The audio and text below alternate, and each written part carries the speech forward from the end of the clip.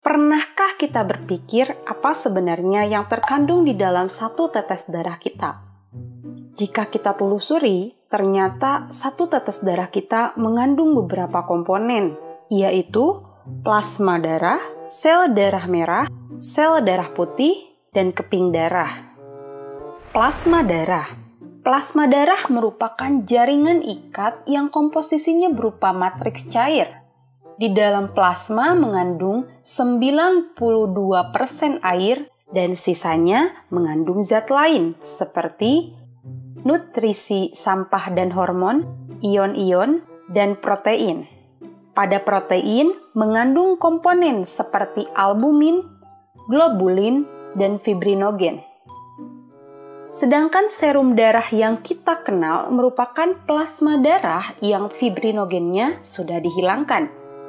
Sebagaimana kita ketahui, fibrinogen merupakan faktor yang berperan dalam proses pembekuan darah. Eritrosit. Setiap 1 mikroliter darah ternyata mengandung sekitar 5 juta sel darah merah atau yang dikenal sebagai eritrosit. Eritrosit pada manusia membentuk piringan kecil bikonkav atau memiliki bagian yang lebih tipis di bagian tengah.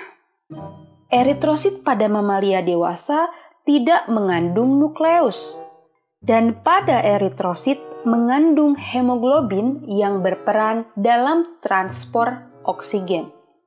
Pada vertebrata, hemoglobin hanya ditemukan pada eritrosit, sedangkan pada invertebrata, penghantaran oksigen tidak selalu oleh hemoglobin dan adanya pada plasma darah. Leukosit.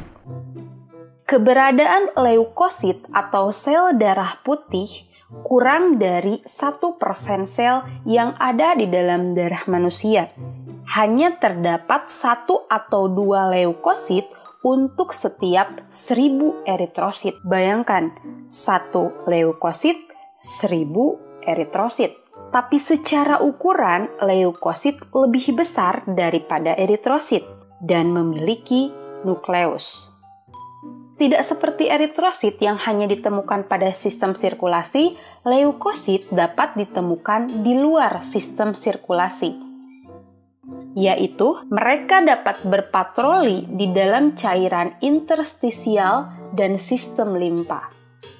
Leukosit terdapat beberapa variasi, dan variasi tersebut memiliki peran spesifik dalam pertahanan melawan mikroorganisme dan benda asing yang masuk ke dalam tubuh kita. Berdasarkan keberadaan granula di dalam sitoplasma, leukosit terbagi menjadi 2, yaitu granulosit atau leukosit yang memiliki granula, terdiri dari neutrofil, basofil, dan eosinofil. Dan agranulosit yang tidak memiliki granula, terdiri dari monosit dan limfosit. Dan pada manusia, neutrofil lah yang berukuran paling besar.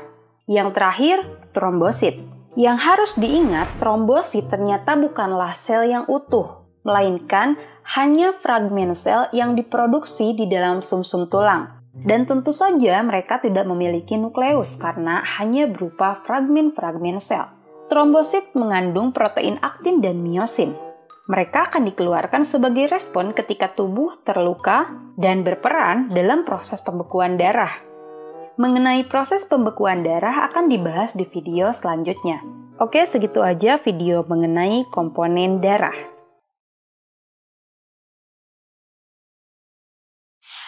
Jangan lupa subscribe, like, share, komen.